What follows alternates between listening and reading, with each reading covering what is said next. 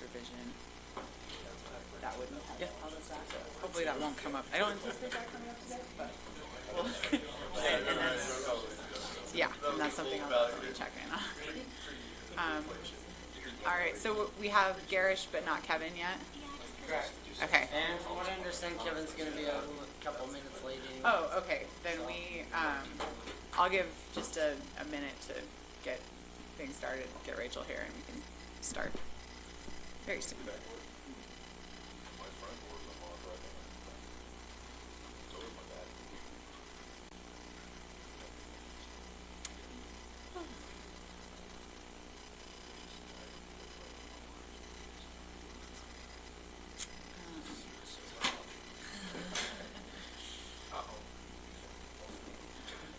Okay, well, we do have a quorum represented, and do you guys need another minute, staff? Are you ready to? Where's that? Okay, great. Then we can call this meeting to order at 4:01. First off, are there any citizens to be heard on a topic that is not already on the agenda today? Okay. Yeah, if you are here for a topic on the agenda, you'll have an opportunity to speak late when we get to that item.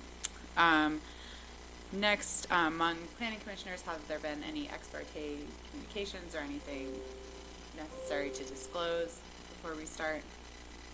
No? Okay, great. Then moving right along, we'll get to our first discussion item about from Troy Naylor, the possible overnight accommodations overlay application near 191 South Highway 191. And I'll just give a brief introduction to this. Feel free to come on up. From time to time, we allow applicants or potential applicants to come address the Planning Commission if they've got questions about a possible development and they want to get some initial feedback from the Planning Commission, basically kind of take the temperature of the Planning Commission on an idea that they are mulling over. So, in this instance and in other instances like this, the applicant has not paid an application fee. They've not submitted a full application. We have not done any, staff level review of what you are about to hear. But especially when there is a legislative discretionary component to what an applicant is proposing, we suggest that they may consider approaching the Planning Commission with a preliminary idea to see, what your initial reaction is. So in this particular case, what you'll hear about is a possible application for the overnight accommodations overlay. That application process is similar to our high-density housing overlay. It's similar to a rezone in that it's got a lot of legislative discretion to it. Unlike a typical rezone, the overnight accommodations overlay application does require the submittal of a master plan. So it's very different in that you essentially know what you're going to get. And so that's why we can comfortably have a conversation like this about a particular project, even though it will feel like a rezone, and we don't typically, tell you to consider projects when you're talking about rezones. So as you get into the conversation about this, staff can share some of our thoughts on it, but before we bias any of your thinking, we'll let the applicant present what they've got. Okay. Thanks, Zachariah. And I will say, staff has been really helpful in helping us understand some of the issues that all of you have here in Grand County. The first page is probably the last thing I want to talk about, but we just thought you'd want to know why we're bringing it to you. Mostly I wanted to tell you a little bit about us. My name is Steve Hopkins, and I work at Beckstrand and Associates. And we have been building sort of small projects here in Moab for, I don't know, it's been about 10 or 12 years, I would say. If you look, some of the things, we wanted to sort of acquaint you with some of the things we build and some of the things we do, and then talk a little bit about what we're proposing and whether or not it's something that would fit with the city the way that you want it to. the house on the first page, after the second page, I guess, is one that we just finished, and Brandon Jones, who's right here, built that over in Navajo Ridge. We started, the first property we bought was this house, the next one over out on the river with a kind of a big turret. And then more recently, we've built this triplex that's in the nightly rental section of Moab City. And one of the things we did that for is we really wanted to understand the difference between monthly and nightly rentals in this town. And, how much revenue does a nightly rental really generate, and, what sorts of things, what works, what doesn't. And one of the things if we get into any of the details about nightly rentals, I've got a lot of things I'd like to share with you, many of which you may know already, but one that we've kind of got some good data on. Then we also have a bunch of properties up on Dock Allen Drive that a company that we work with called Master Control has built and uses for their employees to come down and spend time in Moab. And you may know these properties, and if not, I encourage you to go look at them. We believe in building really quality projects, and we think these things reflect that. One of the things we found, though, as we looked at those properties and wondering about whether in converting any of them to monthly rentals, it really, they're just too expensive too. If you go a little next page, more recently, Troy Naylor is this fellow right here. We've worked with Western River to help them relocate and built a new location for them, including 60 beds and some warehouse space. And that, by the way, is also right in the master plan that we're talking to you about today. And most of the building that I've been involved in is the next page, which is the old mill campus up in Salt Lake City. We have we have tenants like Cisco, JetBlue, Instructure, and a number of Master Control is one of the tenants as well in office space up by the mouth of Big Cottonwood Canyon. We also, and this is another one of Troy's jobs, bought some apartments up and retail. It was intended to be condominiums, but the market there is not a good market for condominiums. And this is, I think, a good comparison to what we're talking about with where we are talking about today, up in Ogden, right in the center of town, in a place which actually is in an opportunity zone, and that I think is important. Before opportunity zones existed, and Troy did the building on this retail and apartment building there. Next page is Midway.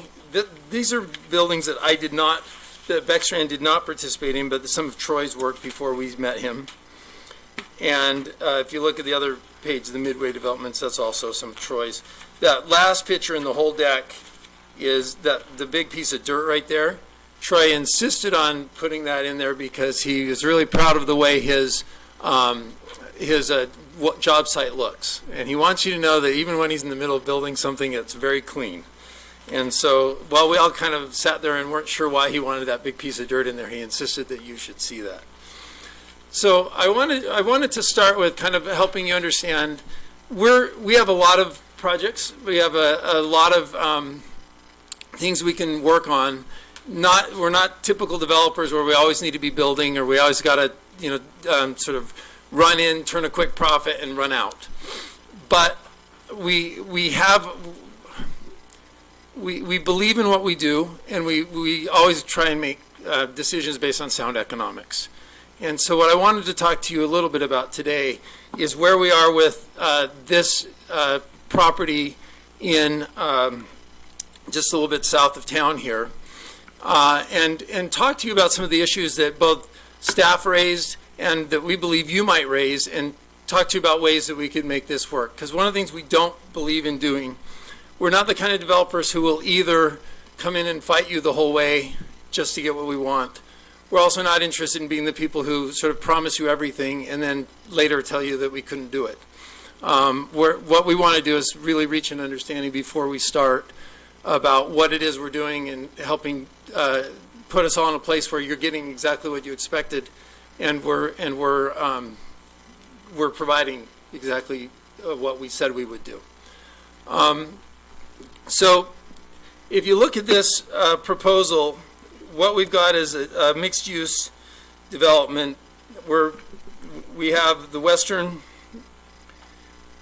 as commercial. We have some apartment buildings, about 72 units, and then we have about, I think it's 78 or 79 units in nightly rentals in a place it's near the highway but does not touch the highway. It's a kind of a gully down in, it's set down in. What we propose to do is what we came to staff with was exactly this. After hearing some feedback, we kind of, Zachariah sent us back and said, hey, consider some commercial there too. And I think he was a little disappointed because the next time we met, we came back and we said, oh yeah, commercial's just not going to work right there. It's too far away from the highway. And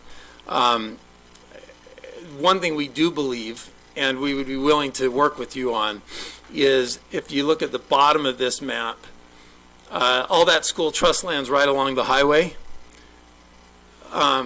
We know them, and we've worked with them in the past. We would be more than happy to work with you to go to the school trust lands and make some of that commercial along the highway.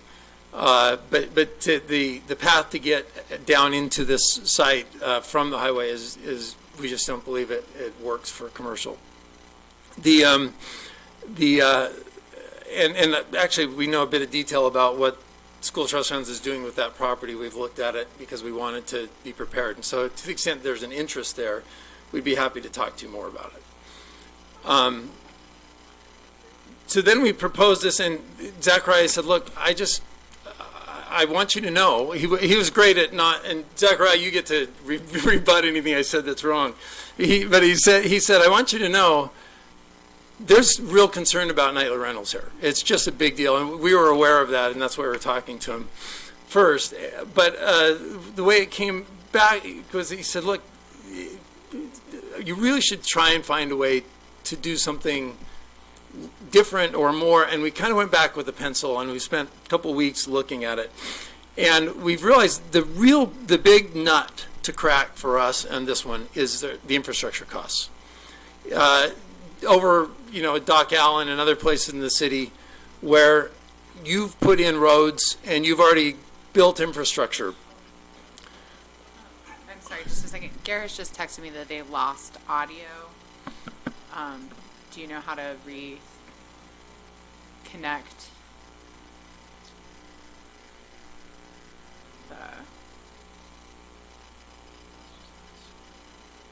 I apologize for interrupting. That's okay.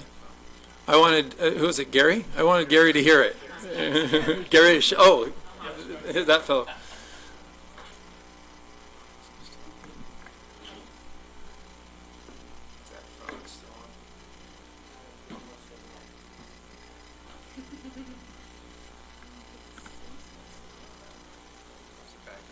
Do you guys have an extra one of these while we're... We got a bunch of small ones. Oh, okay. Oh, no, okay, we're good. Try it again. Just hit redial. Steve Hopkins. Yeah, and he's done most of the work.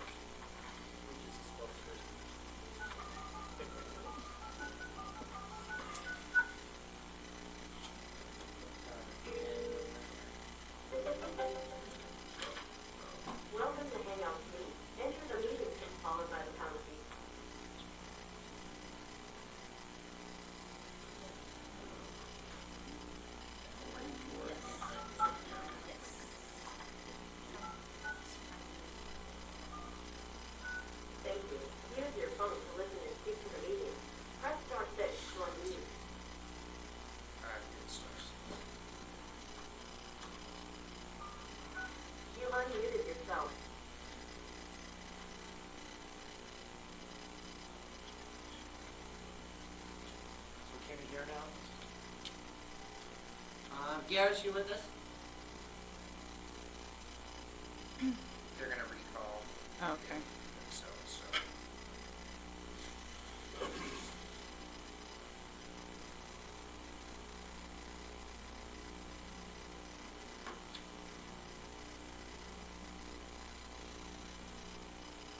Time's up.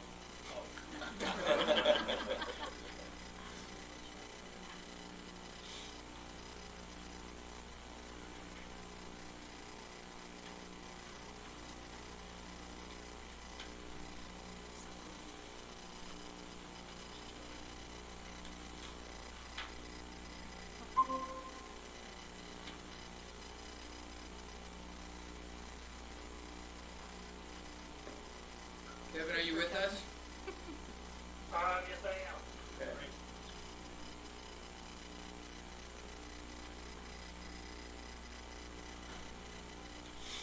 Okay, great.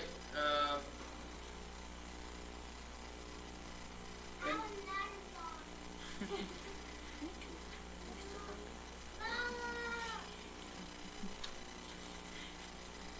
Can you see the screen share? Yes, I do see the screen share. Okay. So let's get back into it. Ready to keep going? And would you mind stating your name again? Yeah, it's Just Steve state- Hopkins. Thank you.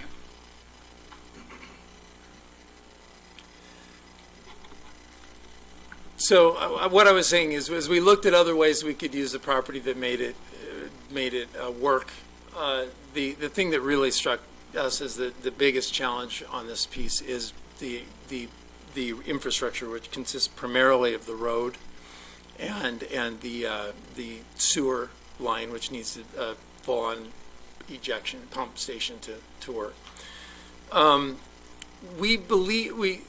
Just to shift gears, one more thing I wanted to say before I start asking you questions about what you see in front of you is we believe that part of the challenge that you have with lodging in this town, there's a number of things that I can't do anything about. Like, it'd be great if you had a bypass road and didn't have to send all your traffic down the main street, but I don't know how you do it unless you build one up on a cliff. But one of the things we think that hurts your current situation is when you have sort of, and I don't want to, it's going to sound rude, so I'm not going to say it too rude, but you have I've stayed in a lot of cheap motel rooms in Moab, and one of the things that ends up happening, and even if they're expensive, they're still small and they don't have anything where you can make something or cook. But when we have these families from master control come down, one of the things that's been really clear to us is they just love having a place to go and stay. And they really do stay there more. They cook more of their meals there. We think that part of the challenge you face is likely from having I don't mean this like I said that it was a bad choice, but the wrong kind of nightly rentals. And nightly rentals in a neighborhood obviously cause problems. Lodging that doesn't provide people a place to settle a little bit more, we think also causes some of the problems you face. The last thing I guess I would say is I do believe, and this is a conversation Zachariah and I had a little bit as we talked about economics, you have a real opportunity here being so close to the parks. It also can be this just thorn in your side, I think. You don't get any tax money from them. All you get is a bunch of people coming through town and looking at them and going out. But we believe that in many ways, Moab is a lot like St. George or Park City used to be. Park City only had one thing, and it was skiing. And St. George really only had one thing, and it was golf. And what they did is, instead of saying, we really don't want any golfers here, they built a lot of stuff to get more golfers. And so that they could handle the golf. And I think that's what we'd encourage you is, we think this is the kind of nightly rental you would like best, we hope. The reason we believe so is it's all in one place. It's got kitchens, it's got bedrooms, and places to park things so that you're not stuck with a lot of traffic on Main Street all the time. And we really believe in building quality stuff, and we think that if you're willing, if you're willing to work with us, we want to do this project. It's about a $39 million project. It's in an opportunity zone, so we'll own it for 10 years at least. We won't be selling it off in condos or in pieces. And we think that this is a very good time to do this sort of thing and make a shift in what you're doing. To the extent you disagree, we understand it's your town, you get to choose. But that's what we think would be great, and we're willing to invest. We've already invested a lot in this town because we believe in it. We think this would be another good step. Steve, would you clarify a comment you made when you were talking about the Dock Allen project? Sure. You said that you were talking about nightly rentals versus longer-term rentals, and you said it was too expensive to do nightly rentals? Did I hear Monthly. that? Monthly rentals, so it's okay. So We've looked at selling them before, and we've looked at monthly rentals before, and we can charge master control a lot more than we can charge. And that master controls ourselves, but there's high demand from within the company. Thanks, I just was confused by what I heard. Could you tell us a little bit about what are these apartments? What are they designed for? What kind of level of income? These apartments are intended to be apartments that are less expensive to build, less expensive to rent, and that a typical resident of Moab on a typical Moab salary could rent them. We looked at whether we could build them by themselves because we thought you would ask us that, and really concluded that we're subsidizing the apartments a bit with the nightly rentals. We don't believe that unless the infrastructure was paid for in some other way, then we could build the apartments. We could build the nightly rentals you see here as monthly rental apartments if for some reason Moab was interested in building the infrastructure. I'll just go off the top of my head.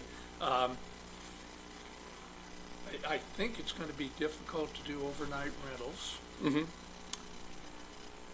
Without the community feeling, and this isn't me, but it's probably the county council, without the community feeling that we're doing something about residence for workers.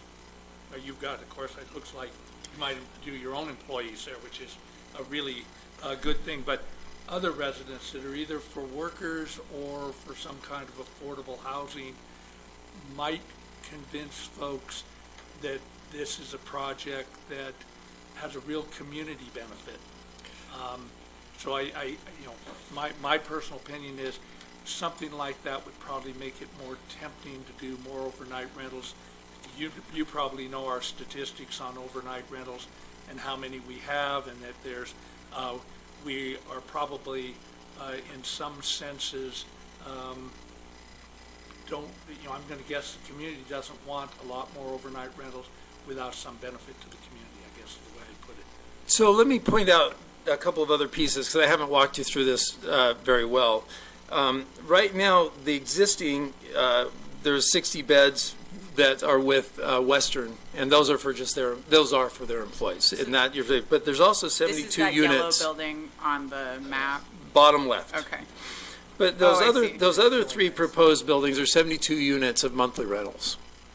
And so what we're proposing would include that sort of benefit for the people who work in Moab and live in Moab.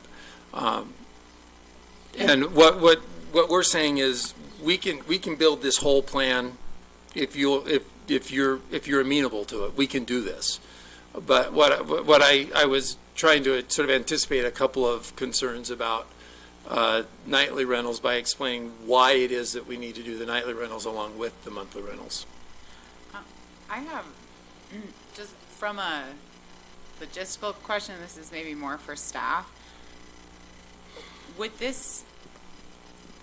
it be possible to approve this development with one thing? Because to me, it's looking like you're asking for the high density overlay to apply to the left side of that map where the apartment buildings are, and then overnight rental overlay to apply to the other part of that property. Is that how that would shake out? So in effect, the council could legislatively approve this as one whole development under the overnight accommodations overlay, with the apartments being,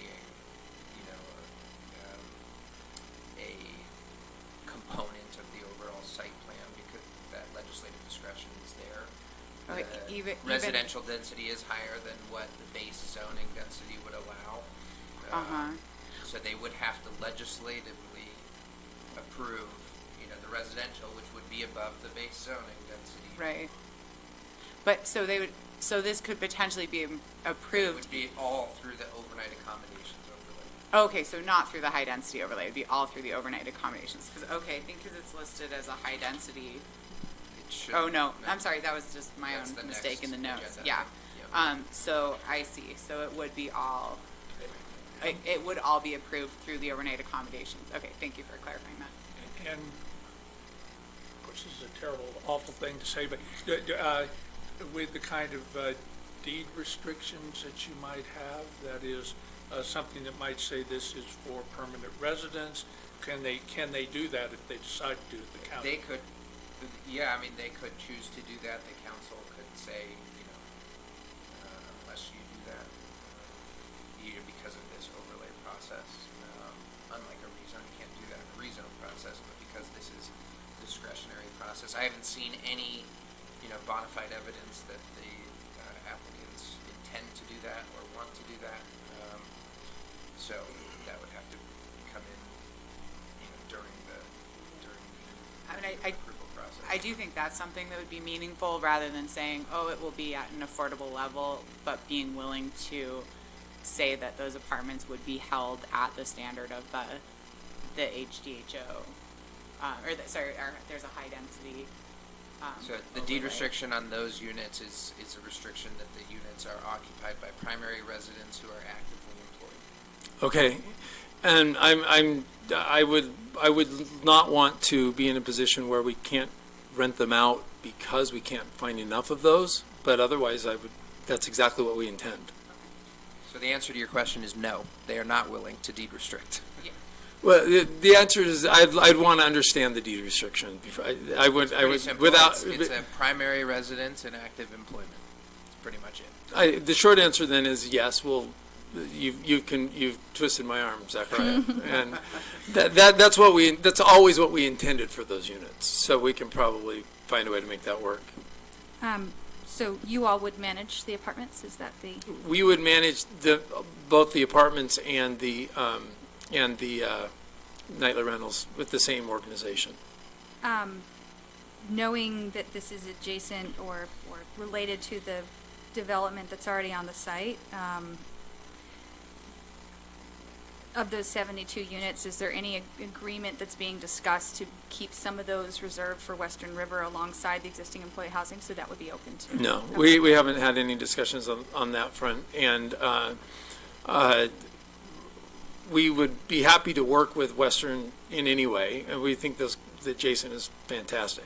But we don't have any plans for that. If to the extent that that's something they would want, we'd be happy to help them. With the exception of maybe some married housing for some of their couples that also run around. We have had that discussion that can be a place that they can live also. I'm just trying to wrap my head around, of those 72 units, how many would potentially be available for non-employees of the current occupant of the adjacent? Okay. Okay. I am somebody who's not opposed to overnight accommodation development in this area, but I am very much of the opinion that tying it to commercial development, if it is feasible, or to low-income housing where it is feasible, is what I would like to see in order to offset the cost. I don't think that the cost is just, I don't know how close the parallel is between our community and a community like St. George at this point. I think a lot of the cost is traffic, there's congestion, there's lack of commercial real estate, there's the cost of land and the lack of available single-family home ownership, and or at least a saturation of existing homes on land that would otherwise be available for Totally, I single-family totally homeownership. agree with you. Yeah.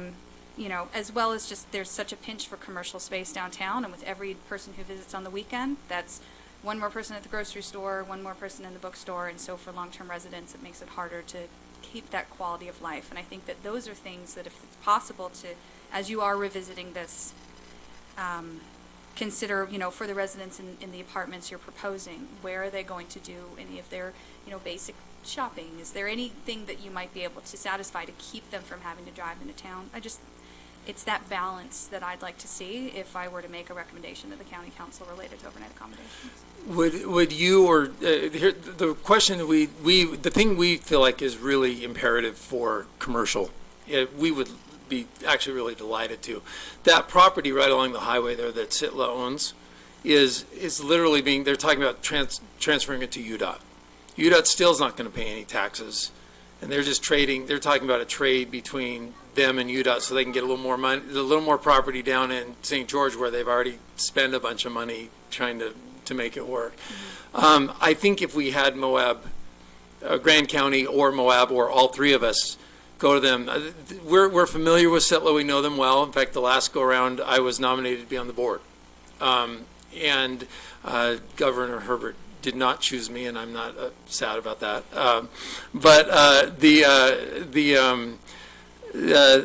fact is, we know those guys. We think they move at a glacial pace, and with your help, we could actually do something. But the real place that it really should be is right along the highway there. And there's this whole space with the exclusion where the box kind of jumps up. That's not them. All the rest of it is them. And so that's a place where we could I'd be thrilled to develop a grocery store or something that you all think is worthwhile and give it a shot. I would definitely be happy. I think I'd need a partnership from you to make it work, because I've talked to Sitla probably 4 or 5 times about different projects, and they just run into a place where somebody doesn't know what to do and they're kind of stuck, even though they love it. So. Okay. As we see if this comes back before us, I'd be curious to get staff's opinion on that at a future meeting. So. Okay. I'm not kidding. We'd be all in. Be really happy to do it. We just don't see how we could do it. Sure. If you look at how you access this, you don't even just get straight down there from the highway right there. You have to make a turn or two. So point out which of the 2 buildings are being built right now. I mean, There's 2 that are already built. Yeah, they're up in the top, right? No, the that yellow. that one and that one, but there's a couple on the hill up there? Touch on it somewhere Plattsville? else. Yeah, the warehouses are Western River, and they're wonderful. I've been inside, but up here, isn't there some, River warehouse. yeah. This is their. But isn't there employee one up there on the bunkhouse. hill being built right now? Or, I mean, Yes, there is a Oh. a duplex. Right Yeah, there. That one right there. Yeah. Okay. Which will need to be a long-term rental or owner occupancy. It's not currently permitted to be a short-term. That's right. Right now, it's not permitted. For a short term, it's being built. We're hoping we can convince you it's a good place for a short term, but to the extent it isn't, it's long term. Is the only access from Plateau Road to the highway? The skyline. Oh, off the side. Thank you. Skyline Thank you. Thank and you. Plateau. Sorry, I missed that. Thank you.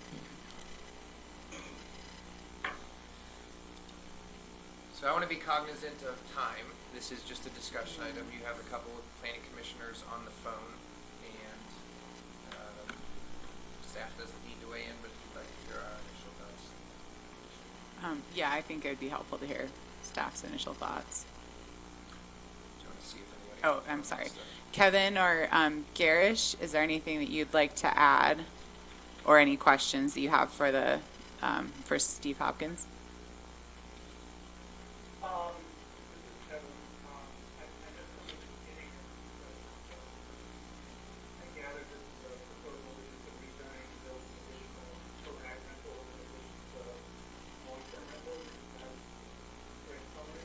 Correct.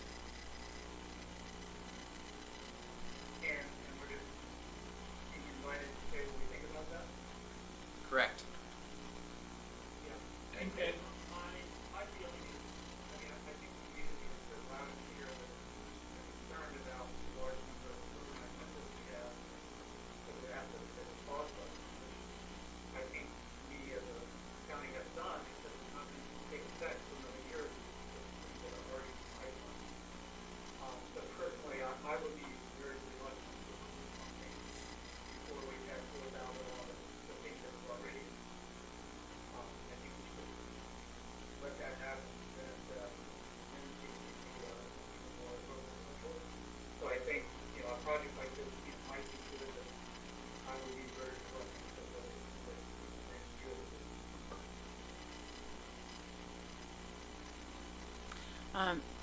Garish, are you still on the line? I think we might have lost Liz, so. Oh, yeah, yes. Can you speak up just a little bit louder? Oh, yeah, we can hear you. If you speak this volume, yeah, let us know what your thoughts are. Abby, can you hear me? Yes. Yes. Okay. I think I tend to agree with Kevin's assessment of it'd be better to wait and see if the community feels like more overnight accommodation are desired before going forward with this proposal at this time.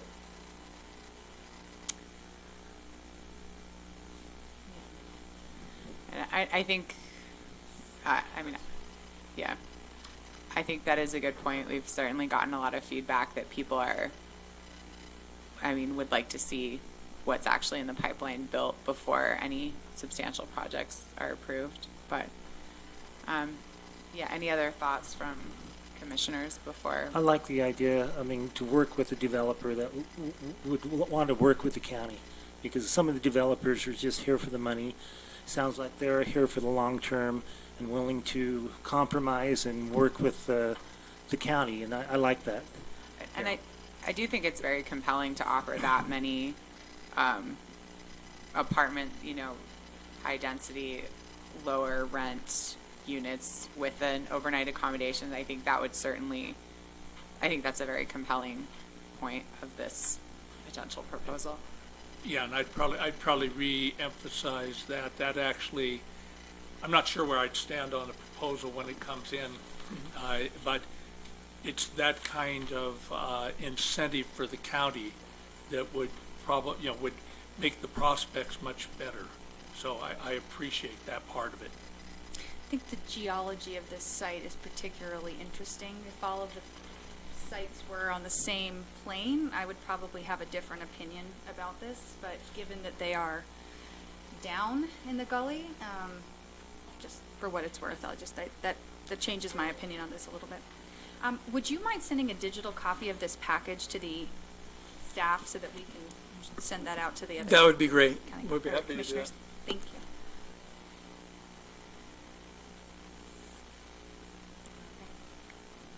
All right, so yeah, I think we'd be interested in hearing staff's comments or feedback before we close this discussion.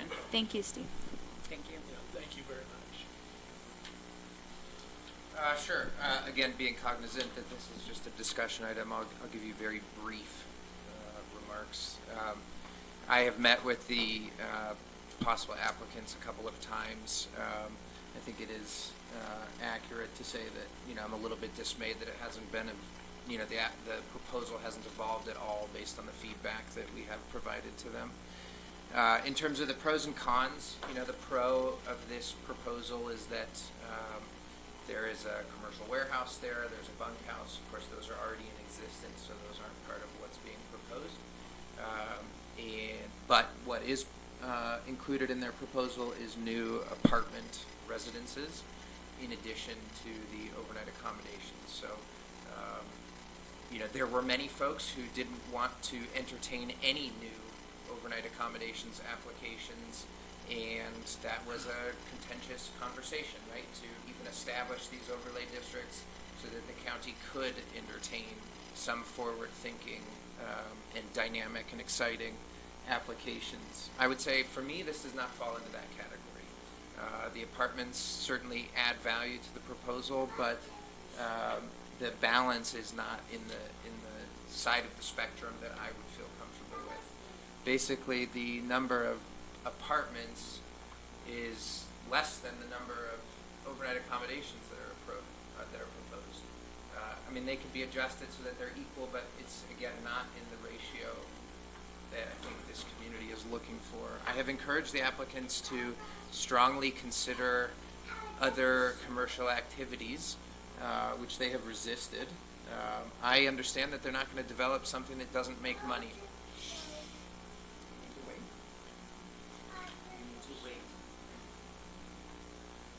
I understand that the developers are not going to build something that doesn't make money, but I've seen zero evidence of any real effort to consider non-lodging commercial uses on this property. And so for staff to feel more comfortable proposing or recommending a favorable recommendation for, or recommending approval for this, I would need to feel a lot more confident that some of the commercial uses they say they've explored and cannot pencil actually don't. And if that is truly the case, then I think that there may indeed be a conversation about what is viable on this property outside of lodging. But right now, I'm not at all convinced that they've done their homework to determine that those non-lodging uses are actually infeasible.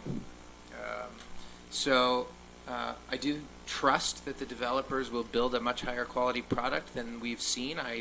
I'm aware of their work. I have a lot of confidence in them as developers and builders. This is not a character assessment. It's not an assessment of their work. I would speak very highly of their work in terms of what they've done in this community. I just don't think that this is moving us in the direction that the community and the Planning Commission and staff and the council have communicated to the public in terms of wanting economic diversification. Now, the applicants have communicated to me that they are just simply not willing to take on the risk associated with some of the non-lodging commercial uses. We have long understood that lodging is a safe bet, or seemingly safe bet, in our community. It's a well-established development model. But I think what this community has communicated to the development world is that we want some folks who are willing to take a little risk and offset some of the impacts associated with the lodging with some of these other uses. And so I have never told them no overnight rentals whatsoever, but I think that the ratio needs to be more favorable to what this community has communicated. So. Can I ask a quick question of staff for clarification? And I apologize if this is erroneous. I seem to recall this parcel coming up sometime in the last 18 months related to a different project, maybe a tiny homes project. Is this the same parcel, that one down in the gully? It is the same parcel, so I don't have my pointer, but I can use the mouse if you can follow it. Those parcels are in this area here. Okay. Okay, thank you. So there was a rezone of some of the acreage. I can't remember if it went beyond these boundaries. I think it did. There's some acreage that goes beyond these boundaries that was being considered for a tiny home community, but that never came to fruition, and I believe these folks bought the property from them. In addition to what I've said about just simply the mix of uses, the ability for Plateau to accommodate this level of traffic is, of concern. But those are questions for me that go beyond the fundamental question with the overlay, which is this community ready for more lodging? If it is, where should it go? How should it be built? What should be combined with it? And this is staff's opinion. I have been very clear with the applicants that we don't vote, we don't get to vote, we give you our advice and our opinions. You all are an advisory body as well. You give your advice and your opinions to the county council, and then the county council decides. So, they are very clear that regardless of what we think, and regardless of what you think even, they have the ability to present their case to the county council and to the public at large, because this will be reviewed in a public hearing. And so, like I said, I have a lot of confidence in these folks as developers and builders. I'm confident that if they came back with something a little bit more comprehensive, I'd feel a lot more comfortable recommending approval. But right now, for me, it just misses the mark. Okay. Thank Do you. you have anything to add? Okay. Thank you. And yeah, Jalen. I just have a question. I missed what the ratio of overnight rentals to long-term rentals is. I believe, correct me if I'm wrong, yes, 72 overnight, 72 long-term rentals or monthly rentals in apartment buildings and 78 nightly rentals in individual units. Is Can I that, answer? yeah, please. So we would expect, I guess, and perhaps since it's already built, you won't agree with that, but we were counting some of the 60 beds that we built with Western in there as well, and we're hoping it made it look a little bit better. Oh, so this would be building only 12 new?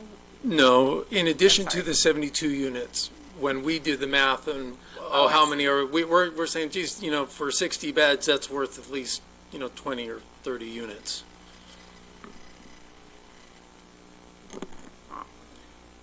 And I know that's just the way we look at it, but we thought it would be worthwhile to point out. Okay. All right, well, thank you, and, yeah, thanks for bringing this before us.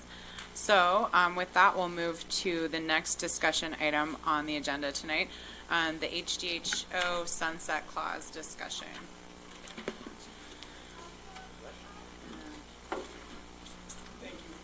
Thank you.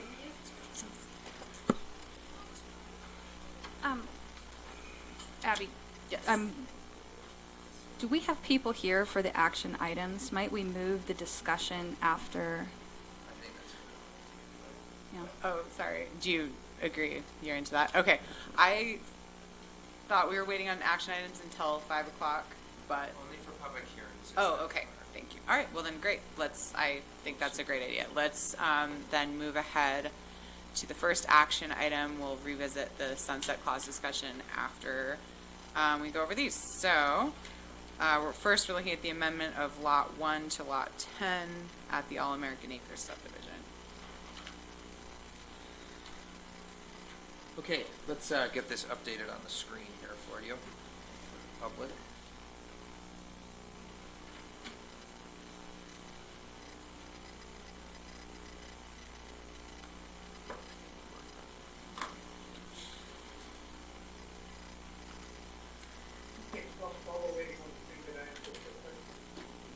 Yes, yeah, go ahead.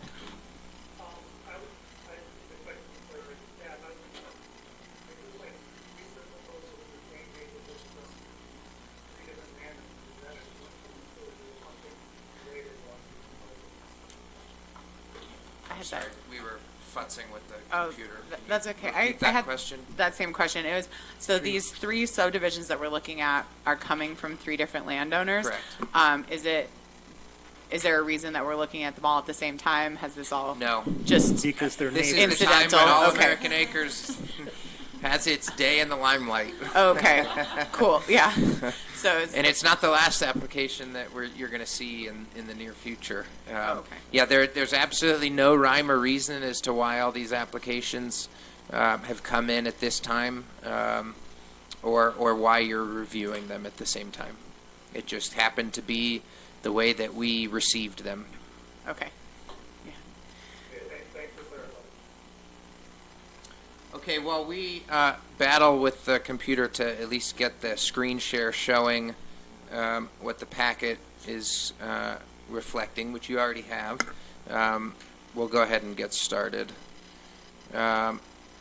So we have 3 replats in the All-American Acres subdivision. To give Mila a little bit of practice presenting to the Planning Commission, I'm just going to give you some broad overview here, and then Mila will actually present each application. So we have 3 replat applications in the All-American Acres subdivision. I want to try to get ahead of any confusion that may have surfaced for you while reading the staff reports, because you saw references to replat and preliminary plat and subdivision, and I want to try to explain that before we get into each individual application, because it's going to apply to all 3. So the land use code does have a process referred to as a replat. We use those in platted subdivisions. So once a property is subdivided and there's a final plat for it, we call it a platted subdivision. And then if you're going to amend lot lines or lot sizes within a platted subdivision, we use the process called a replat.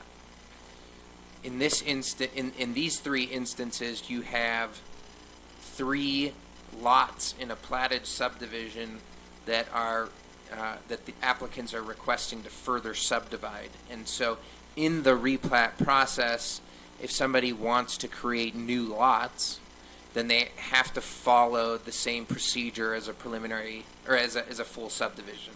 So they go through preliminary plat review and final plat review. So in this case, you can kind of view these as new subdivisions, but because they're in a platted subdivision, we've also used that sort of umbrella language of a replat. Okay? So I want to be clear, in these instances, you are the land use authority for preliminary plats, and so that's the action that you will be taking tonight, is you'll say, hypothetically, should somebody make this motion, you would say, I move to approve the preliminary plat for the replat of blah, blah, blah. We have those in your motions in the agenda summaries, but I wanted to make sure that everybody was clear as to why that sort of dual language was being used. Legislative decision. Nope. Administrative. Yep. Yeah, so these are administrative decisions. What that means for the newer planning commissioners with us and for the applicants and anybody watching YouTube is that if the applicant meets the standards of the land use code, you have to say yes. So that's what we're reviewing these applications for, is do they conform with the standards of the land use code? And all 3 of these are pretty straightforward. So without further ado, I'm going to pass it over to Mila, and she will present each individual replat application. Thank you for the intro. I can control it. So the first one, and these are in no particular order, is 4401 Easy Street, which is lot 10 of the All-American Acres subdivision. This property is 5 acres, and they are proposing to create 2 lots, one at 4.03 acres and the other one at 1 acre. This would be a flag lot with the first one on Easy Street. So the first one, the lower lot is the 1 acre lot, and then the other lot in behind would be a flag lot. And the development would extend water, sewer, and electrical from Easy Street to accommodate both lots. There's already an existing structure on the larger lot behind. And they have all utility easements and access set. We are recommending that if there's approval, that it would require a plat note regarding drainage and impervious surface. So the applicant provided a letter stating that their plans do not exceed the 7,000 square foot threshold, but we feel like it would be a good idea to add a note that requires a drainage study just based on our land use code over. And that would follow precedent as well. Yeah. When we've seen other subdivisions, we just have them put a plat note, it triggers a review when it comes to building permit review. And there is not, I believe there's not an existing drainage study for the existing house because there wasn't necessary. Otherwise, I think everything else has been met via the original subdivision, so there were no other issues that we identified as far as I can see. And I will note that the applicant already has a note on the plat regarding this drainage threshold. It's just that we have provided updated language, and we can deal with that in between preliminary plat and final plat. I don't see that as any reason to hold this application up. We just want to make sure that the language is a little clearer on the plat.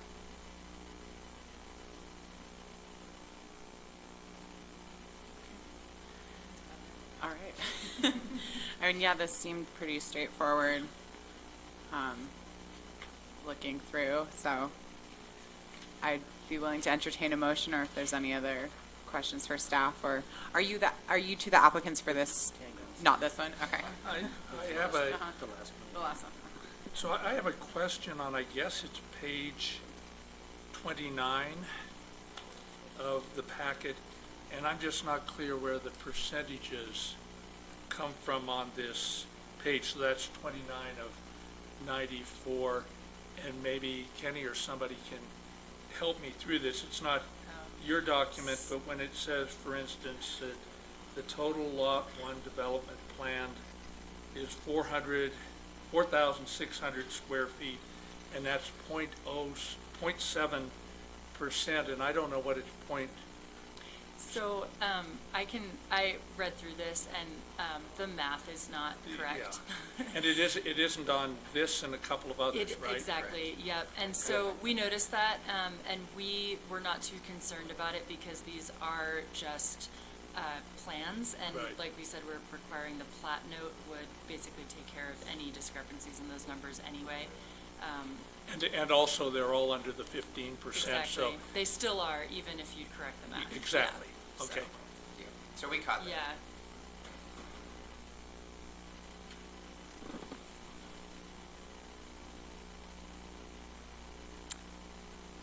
I'll make a motion if there's no other comments.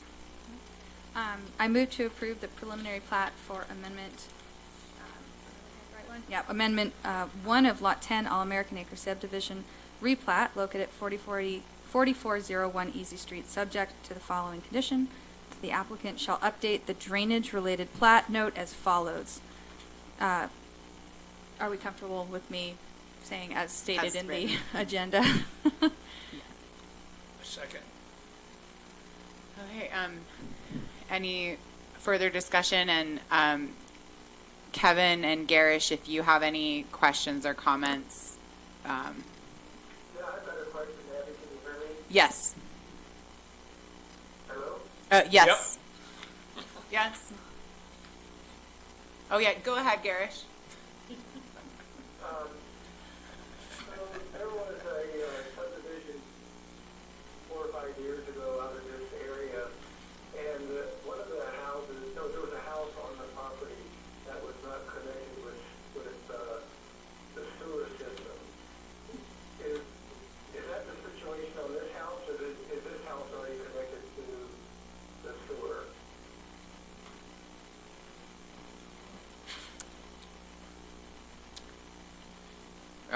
What do we know? I don't know off the top of my head, but I will say that Grand Water and Sewer requires that anybody who is not on a public sewer system actually join it.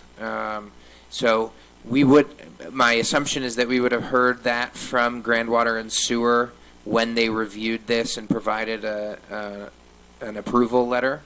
They did not indicate that condition of approval for us, but it would have been required. Basically, the rule states that if you're within a certain distance of a public water sewer 300 system, that you feet. have to connect. 300 feet. Yeah, I was going to say 200, but I thought it was a little larger than that, so 300 feet.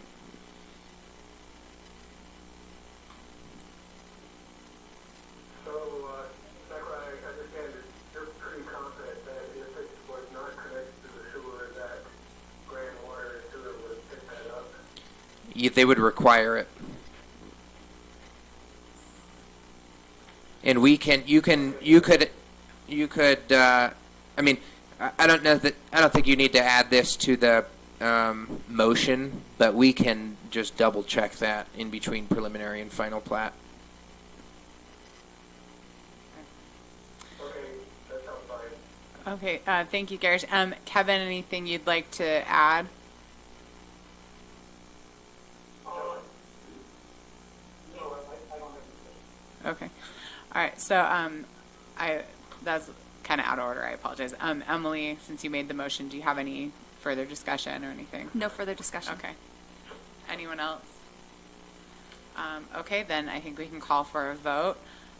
So all in favor of Emily's, the motion as stated by Emily?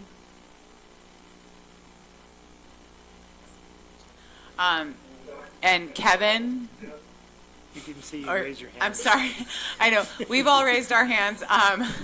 And so, Kevin, can you tell us if your vote is for or against? My vote is on the floor, yeah. Okay, and then Garish, can you tell us if your vote is for or against? Okay. That is four. All right, great. In that case, we have a unanimous 4 vote on that one, and I think we can move right to the next one because it is going to look pretty similar. So this next one, So the next one is, let's see, Lot 19. This will be Amendment 2 of Lot 19 at All American Acres Subdivision. This one is 3835 Heather Lane. This property is 2.42 acres, and they are proposing 2 lots, one at 1.18 and one at 1.24. Similarly, they would have one lot fronting along Heather Lane and the other one as a flag lot behind. They'll extend water, sewer, and electrical to accommodate both. And our only comment, again, was regarding drainage and adding a plat note to require a drainage study if impervious surface exceeds the 7,000 square feet or 15% of the lot area. I believe we had a similar issue with the math in their proposal, but again, it didn't go over the 15%, so we decided that wasn't a problem. The rest of the standards have been met with the original subdivision and complies with everything else in the code, so, and this one is vacant. Currently, there are no structures. So frankly, for something like this, any proposal for impervious surface area is, without a building permit, just hypothetical anyways, right? If we had a building permit, if we had building footprints shown on here, then we could verify, you know, whether they exceeded or did not exceed that threshold. And so this is just, you know, again, further evidence as to why the plat note suffices. So just a quick note for staff on this one, versus the previous lot which had an existing building. I just know there's been discussion generally about trying to avoid flag lots, and I'm just curious if there's any flags raised to you as part of this as with that particular issue. So we don't have any opposition to flag lots. I mean, they do make sense in many instances. So I'm not entirely certain what you're referring to, but we don't have any sort of like bias against them. Now, we will comment to developers when we think there's a better design than, you know, having 20 flag lots or something. And certainly as they get stacked, you know, next to each other, we try to consolidate them and create roads instead of like 3 or 4, you know, flag lots next to each other. But there's no overarching opposition to flag lots. All right, I'm not sure why I had that in my brain for a past conversation, but thank you One for of my clarifying. comments, one of my comments about flag lot is that one of the major issues with the Right. emergency service, and they always require a turnaround or back in space, and there's 3 different ones they like, and so you go over to the fire department and say you're going to have to do it this way or this way or this way. So Yeah, so as with all of our subdivision applications and development applications, the fire department reviews these and makes sure that the plats reflect what they expect to see in terms of access. Yeah. So. That was my only question on this. I move to approve the preliminary plat. If there's no other questions, do you want to ask if there's any others? I think we're good. Because it's kind of the same. Go ahead. I move to Yeah. approve the preliminary plat for the replat of Amendment 2 of Lot 19, All American Acres Subdivision replat located at 3835 Heather Lane, subject to the following change on the plat note as per recommended by staff. Second.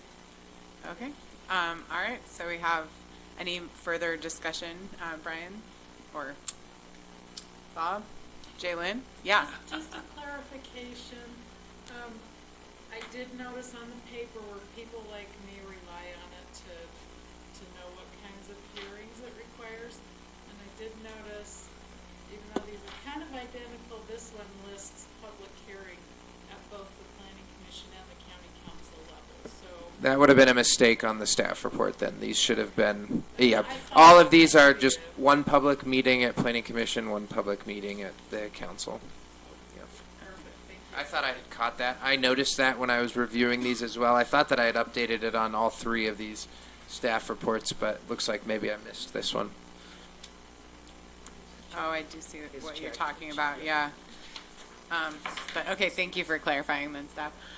All right. Well, in that case, all in favor? Okay. So all hands raised on this end. Kevin, can you state if you're in favor or opposed? I vote yes. Okay, and Garish? Oh, sorry. Garish, can you state if you are in favor or opposed? I'm sorry, could you repeat? Garish, are you there? I'm still here. I vote yes. Okay, thank you. All right, passes unanimously. Yeah. All right, so we can move on to our third action item. Mila, you can go ahead. This is Lot 26 of All American Acres subdivision. This one is at 4050 Heaven Avenue. This one has, they're proposing 3 lots. It's 5.01 acres. The 3 lots will be 2.56 acres, 1.28 acres, and 1.17 acres. 2 of these lots will front Heaven Avenue, and then the flag lot will also have access from Heaven, but would be up there behind. They've also provided the fire turnaround. There are currently structures that will remain on these lots. You can see there's 5, 4 of them are on the back lot, and then 1 is on the front right. They've provided all the necessary utility easements and have met the rest of the subdivision standards previously. We're recommending the same drainage note for any development on these lots. And I believe that's it for this one as well. Okay, and is this the property for which you are the applicants? Do you have anything that you would like to add? Okay. All right, well, any other questions for staff or applicants or discussion? Okay, we can entertain a motion. I move that we approve the preliminary plat for the replat of Lot 26 of the All-American Acres subdivision located at 4050 Heaven Avenue, subject to the following conditions and the same conditions as with the other 2. A second. Okay, all in favor? Aye. Aye. And, all right, Kevin, are you yay or nay? Yeah, this is Kevin and I vote yes. Okay. Garish, your vote? Yes. Okay, thank you. Passed unanimous. Thank you, Garish. All right. Thank you for coming. Thank you. Okay. All right. So for you, and they're not here, but the other applicants, the next step is final plat, and that goes to the county council. So we'll be in touch and just keep moving you through the process. Thank you. Yeah. Okay, so with that, we'll return to our second discussion item, the HDHO sunset clause discussion. And Jalen, I'm glad you're here for this because I think input from county council is important on this matter. So.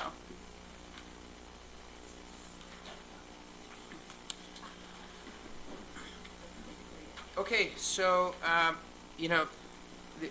this may or may not be an extensive conversation, to be honest. I want to clarify, our purpose for including this as a discussion item is strictly to make you aware of where we are at in the process of reaching that 300-unit sunset clause that was included in the ordinance that created the high-density housing overlay. So as you can see from the numbers, and I want to be clear, in the statute, the 300-unit cap refers to the deed-restricted units, not the total, okay? So if you take 300 units and you say that's 80%, right, of the total number of units that can be approved, then that means 300 deed-restricted units, and if I do my math correctly, I think it's 375. Total. So where we are currently is that 270 units have been approved that are restricted. That corresponds to 338 total units that have been approved, and these are lots or units, not, okay, so, and so what that means is that there is still room in the pipeline, this year at least, to approve more high-density housing overlay applications. But we have received applications in an amount that would exceed that allowable limit. And in advance of the March 9th Planning Commission meeting, where you will hear 3 high-density housing overlay applications presented to you, the bottom line is that the county cannot approve all 3 of those. And that's because 2 of them are relatively small and one of them is enough that it would basically use up the rest of the pipeline. In addition to what you will see on March 9th, there is one more that we've received, and we've heard interest from others for smaller amounts. So we wanted to make sure you were just aware of the situation before we get into the March 9th public hearings. Now, you're an advisory body. You just make recommendations to the county council, and I think that you should feel very confident saying, you know, making a recommendation on each one individually based on the merits of that application, with the caveat that it will be impossible for you to fully ignore that cap. And that's okay, too. And I think that while initially we were feeling a little bit, concerned as to like what kind of language we could use to address this situation, the reality is that the council imposed that limit in the ordinance, so you should feel comfortable talking about it freely, I think.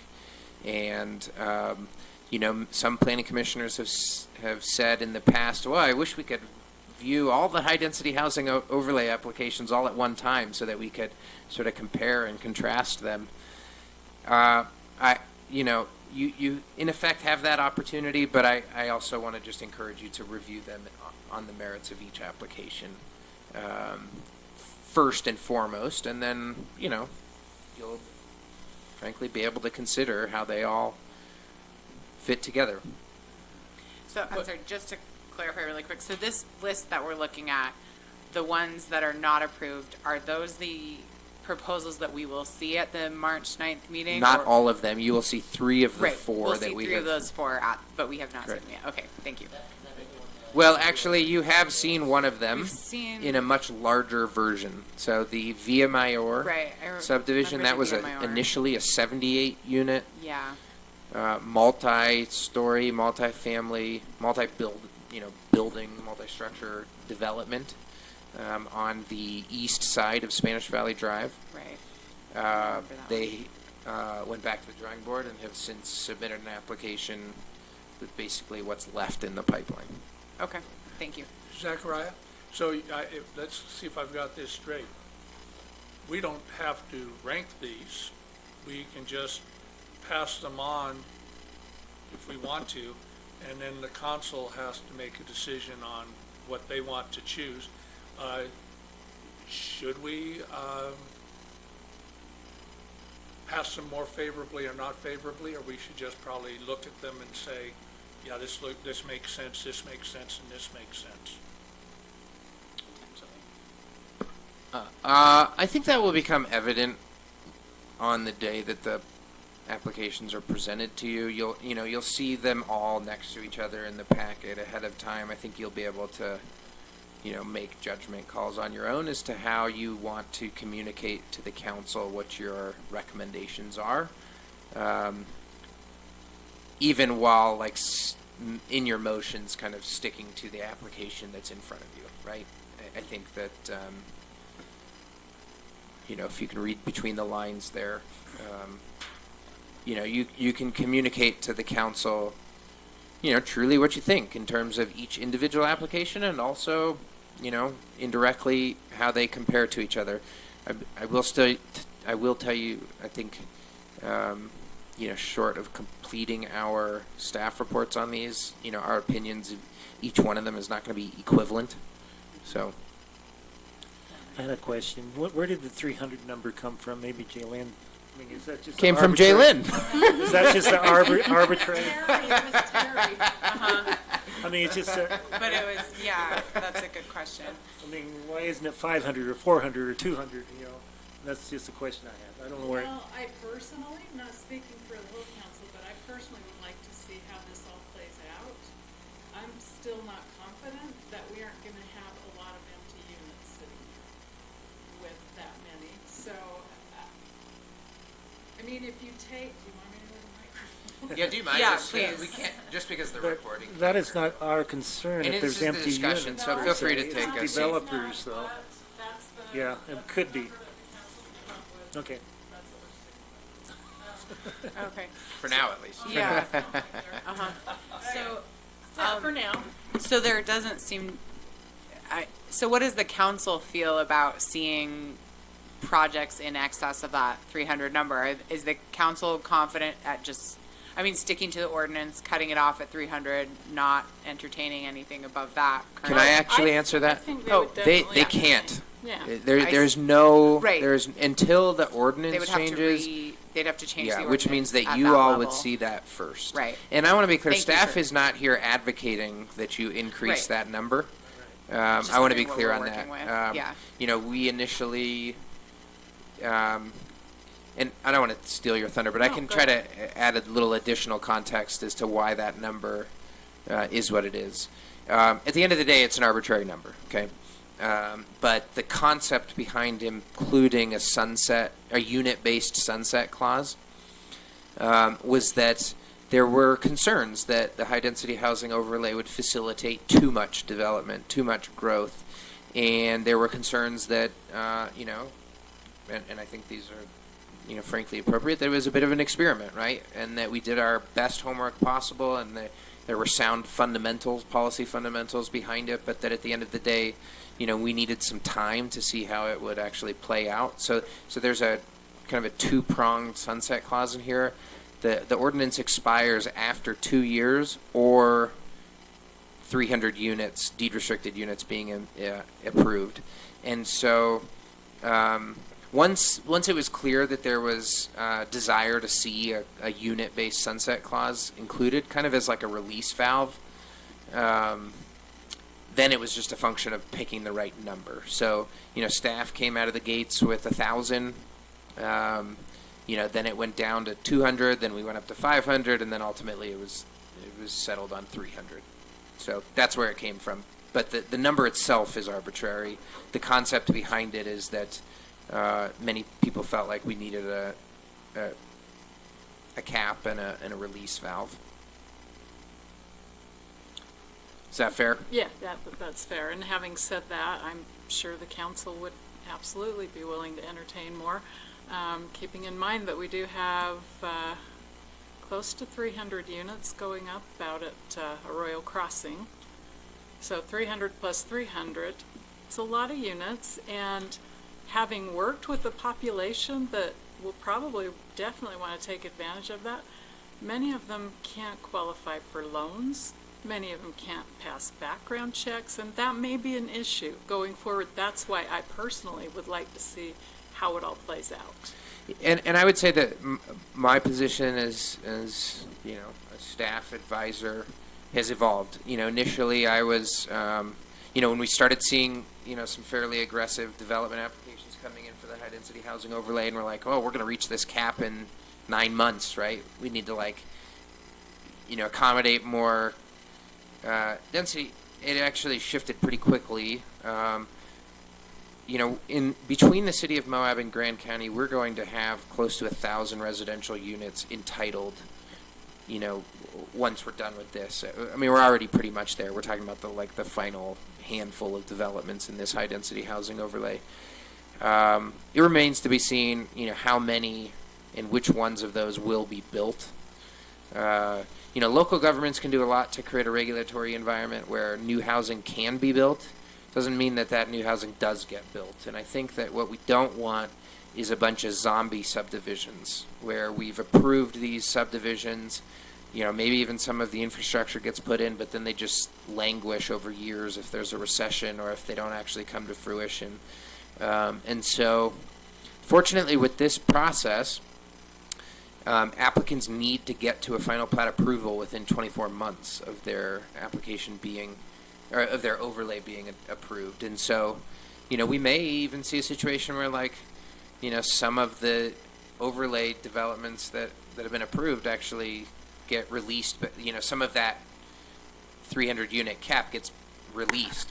It's reopened, if you will, because somebody doesn't get to the point where they need to. So it's final plat or building permit for a site plan. So I feel comfortable letting this play out a little bit further, giving staff time to finally catch up. I mean, I think this was a very forward-thinking policy. I'm still quite proud of the policy and all of the work that went into it. But I'll tell you, we definitely were not prepared in terms of staff capacity to deal with all of what we enabled. And so we're still kind of catching up, to be honest. Okay. Yeah, Garish? Madam Chair, I'd just like to say, I don't have any problem with the cap being raised if it looks like there's still a demand and need for worker housing in Grand County. But I think it would be good if we eventually made the recommendation to the council to raise it, that there should be another round of public involvement, because it was a pretty contentious issue at the time, and I think we ought to go back to the public and get their input before making any recommendations. I see. Okay. Yeah, thank you. It is helpful to hear. Oh, yeah, go ahead, Kevin.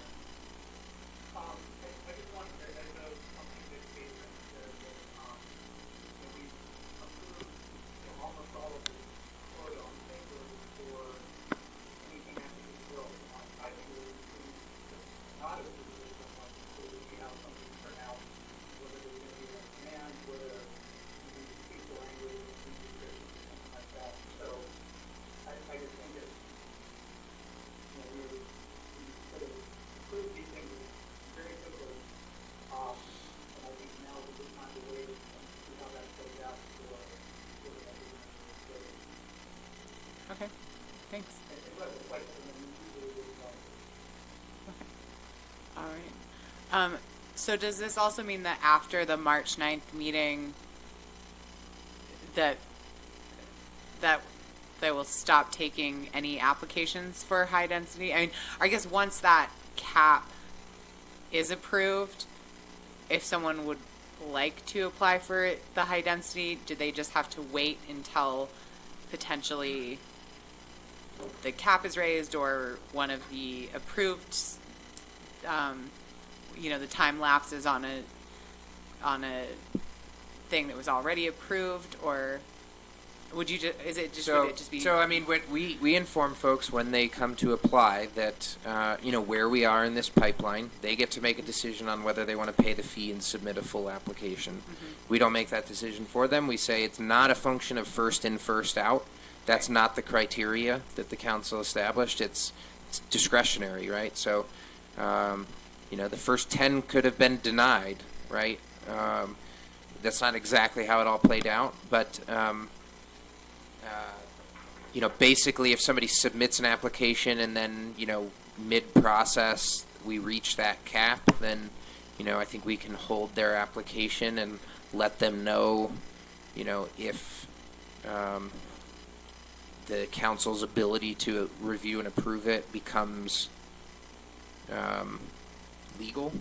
Okay. Right? And then, I think we would just stop accepting applications for sure. I'm not going to have somebody pay just to secure their... I mean, I suppose they could if they wanted to, but I wouldn't be paying a bunch of money to apply for the overlay if we'd already reached the cap.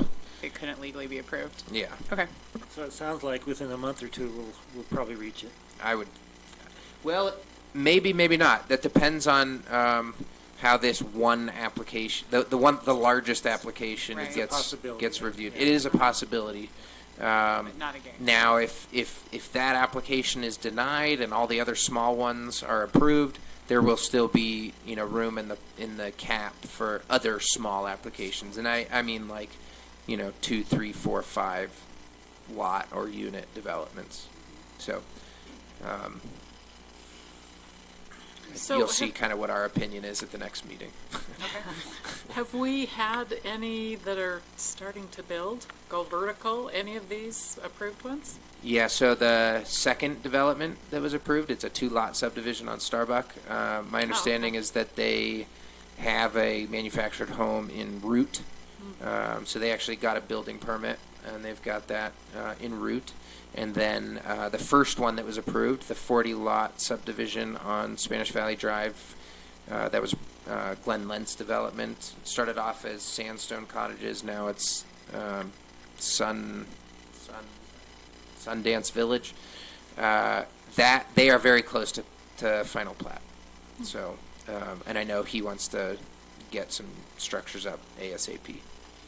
Then I have one more comment. I don't know, probably very few fall into this category, but I do know that there is a subdivision on this spreadsheet, this document, that the owner shares the last name as me.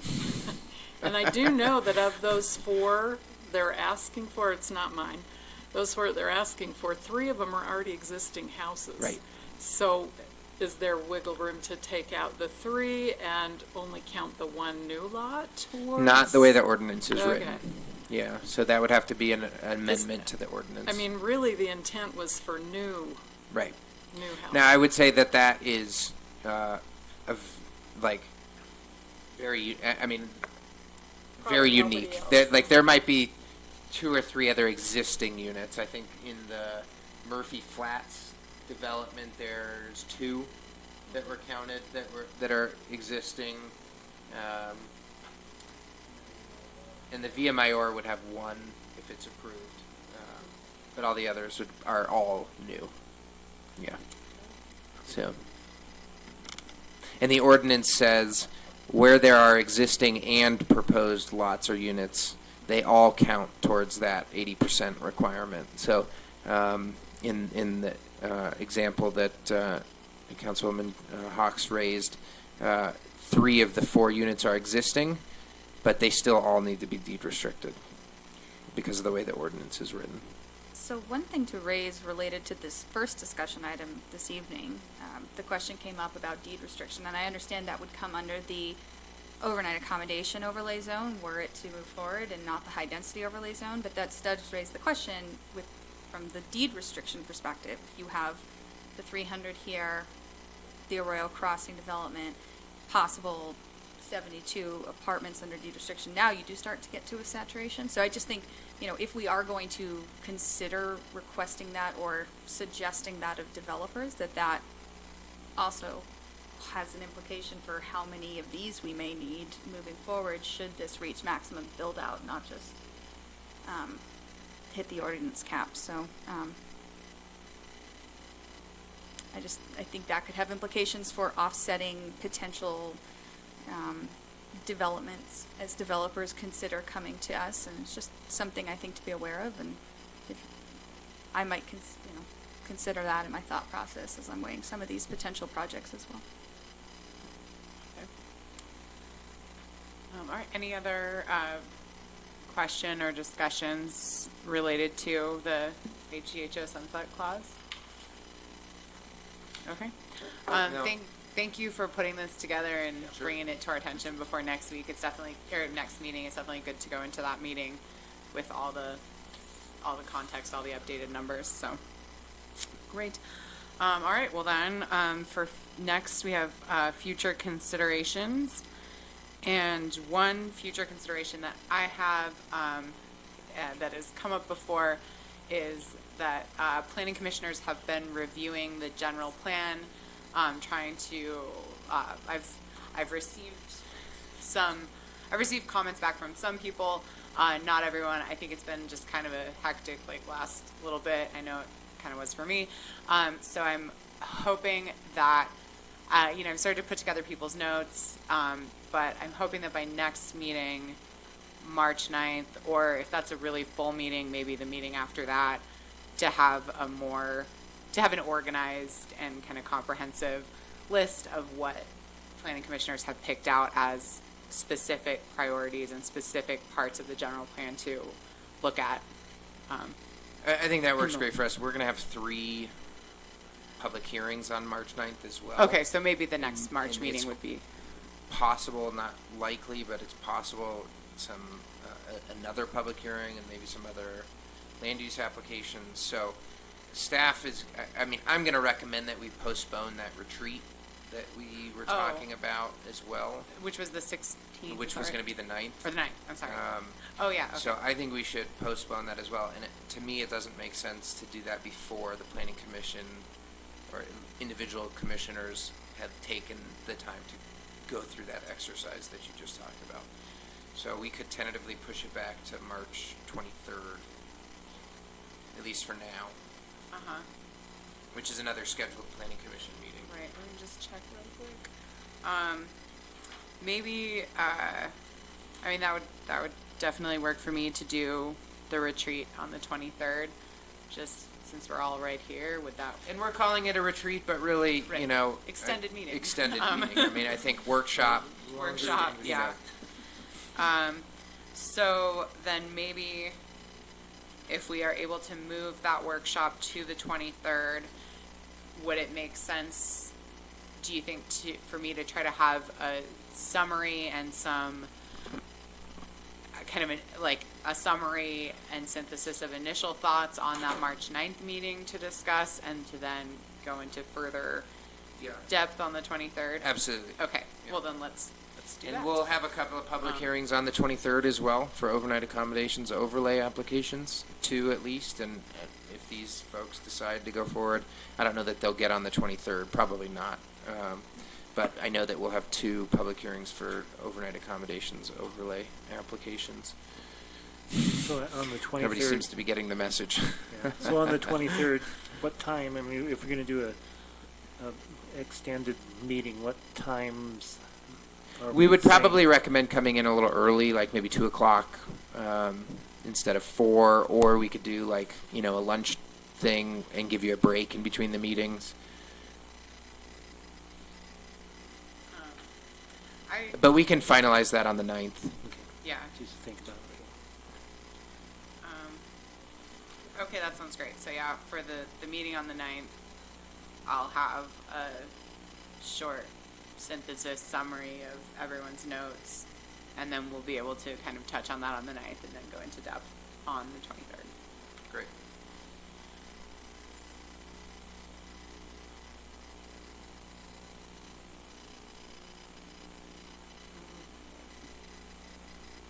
All right, that was all I had for future considerations.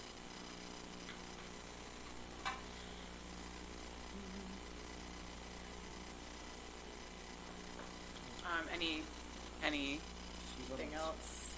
Then we can move to the county council update. So yeah, Jalen, let us know how things are going on in the council, and I'm especially interested to hear about the 2 questions that I had emailed you and I believe you and Mary McGann about, just to get some clarification from the county council, so.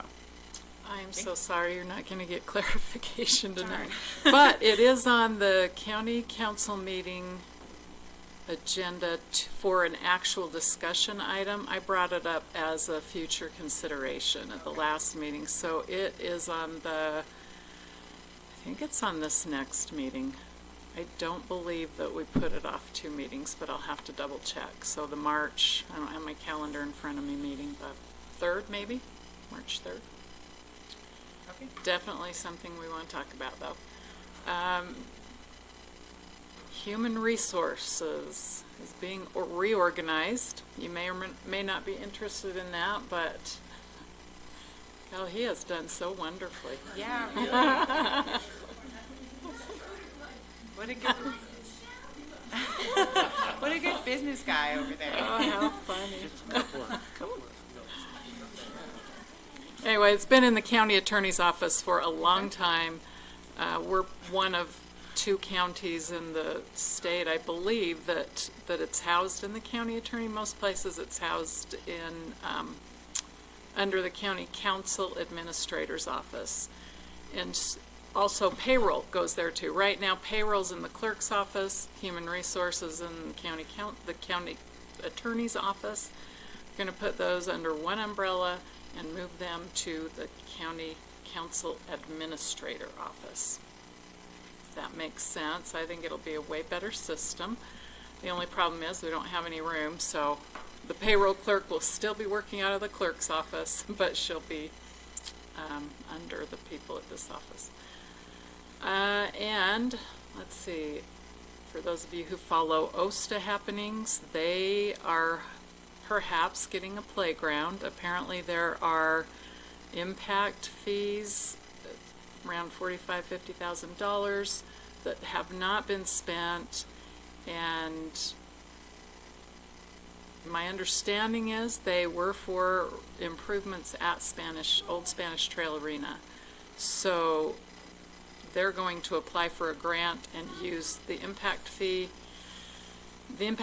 money as match and get a playground there for kids to play on while their parents are doing stuff. I don't know. Quinn Hall has been sworn in and attended his first meeting as clerk auditor, and Chris Baird is in training to take over as council administrator. Ruth Dillon's last day is March 13th, Friday the 13th. That's all I have. Okay. All right, thank you. You're welcome. All right, so, is there anything else? Sorry, you look like you were about to say something. Oh, I was just going to let you know that it is very possible I will miss the March 9th meeting. I've got several familial health issues going on, so may need to travel to San Diego. It will likely need to. It's just finalizing the dates, so I'm just giving you a heads up, but you are in good hands with our staff. Okay, thanks. Sorry to hear that, but, okay, well then we can entertain a motion to adjourn. I move we adjourn. All in favor? Kenny, or I'm sorry, Kevin, do you have a vote on our motion to adjourn? I was not. Okay, all right, well, one vote against. And Garish, do you have a vote on the moving to adjourn?